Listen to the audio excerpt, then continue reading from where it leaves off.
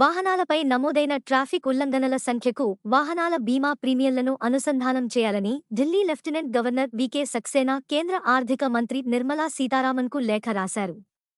డ్రైవర్ల డ్రైవింగ్ ప్రవర్తనను నేరుగా ప్రతిబింబించే టైడ్ ఇన్సూరెన్స్ ప్రీమియం సిస్టమ్ కోసం తన ప్రతిపాదనను పరిశీలించాల్సిందిగా ఆయన శ్రీమతి సీతారామన్ను కోరారు. అతివేగం, నిర్లక్ష్యంగా డ్రైవింగ్ చేయడం లేదా ఇతర ట్రాఫిక్ ఉల్లంఘనలతో సహా ఉల్లంఘనల చరిత్ర కలిగిన వాహనాలు అధిక ప్రీమియంలు చెల్లించాల్సి ఉంటుంది.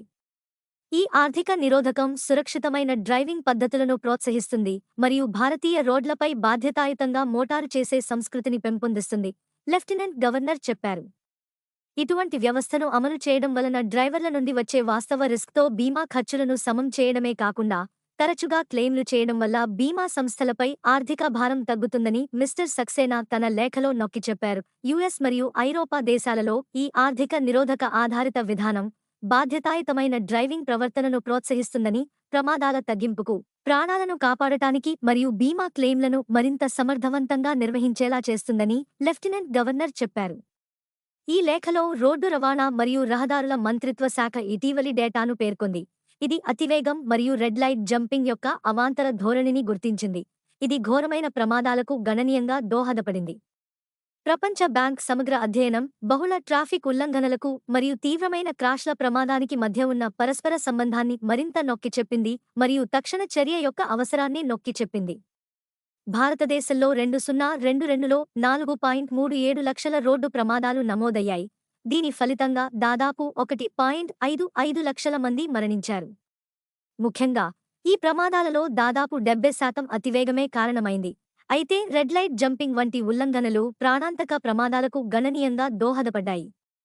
క్లీన్ డ్రైవింగ్ రికార్డ్ ఉన్న వాటితో పోలిస్తే బహుళ ట్రాఫిక్ ఉల్లంఘనలతో కూడిన వాహనాలు ప్రాణాంతక ప్రమాదాలకు గురయ్యే ప్రమాదం 40% ఎక్కువగా ఉందని ప్రపంచ బ్యాంక్ ప్రమాద డేటా యొక్క విశ్లేషణ సూచించింది.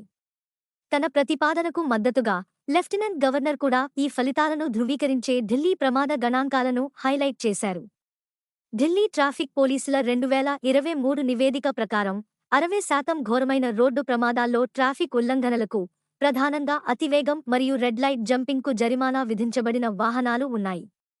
ఒక నిర్దిష్ట సంవత్సరంలో 3 కంటే ఎక్కువ ట్రాఫిక్ చలాన్లు కలిగిన వాహనాలు తీవ్రమైన ప్రమాదాలలో అసమానంగా అధిక ప్రమేయాన్ని కలిగి ఉన్నట్లు కనుగొనబడింది.